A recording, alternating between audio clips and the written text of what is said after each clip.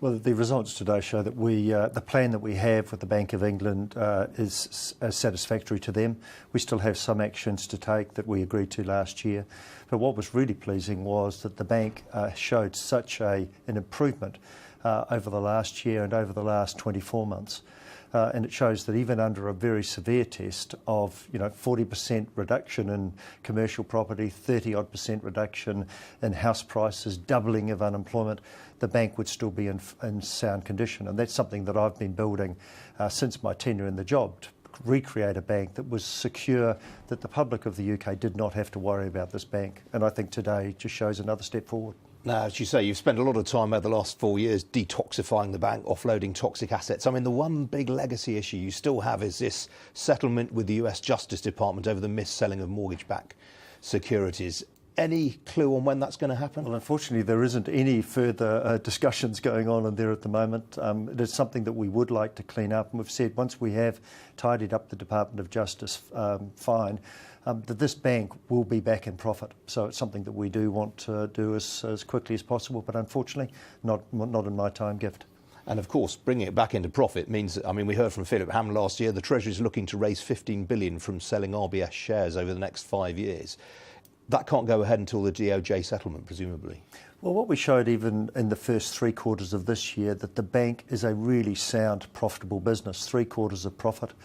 And once we are through the Department of Justice fine, I think the government is in a very sound position to actually start selling off its shares.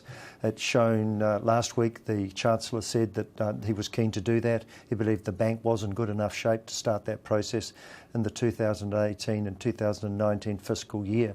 And I think that was good news for the public of the UK to know that this bank is in pretty good shape.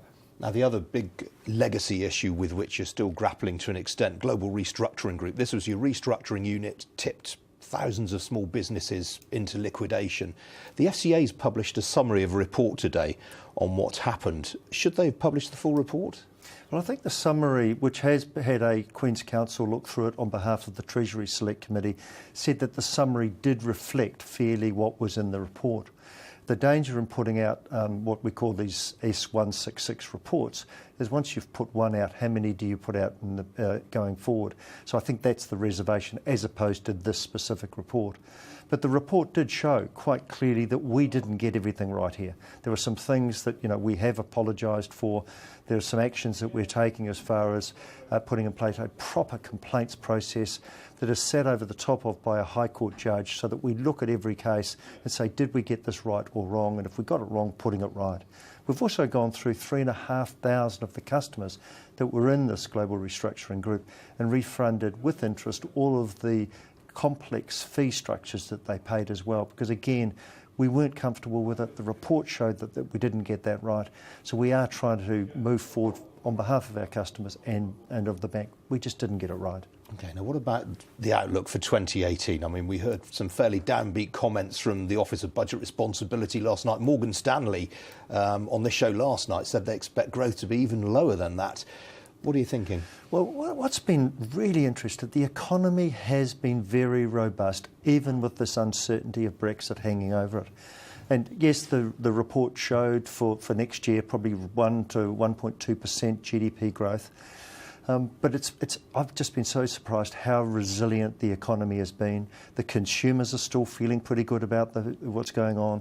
The exporters we see in 2018 will actually kick in because of the lower pound and probably take over some of the work that the consumer has been doing. So probably not as downbeat as many others are about it. As long as we're getting growth in the economy, you've got growth going on in Europe, you've got very strong growth going on in the United States. We trade with these partners, people in these areas, so I don't think it's as bad as people have thought. But look, who knows what could happen if we get a very harsh Brexit. All right, and very briefly, Ross, you've just clocked up 4 years in arguably one of the most gruelling jobs in British business. You were recently linked with a job down under, Commonwealth Bank of Australia. How much longer are you going to be sticking around for? I'd like to see us through. We've talked about getting the share sale back in place. I'd love to see this bank back paying a dividend to all those shareholders that have been hanging on for such a long period of time. And we've got, I think, in my team, some period of time to actually really get this bank back into good form so that the public of the UK are really proud of it again.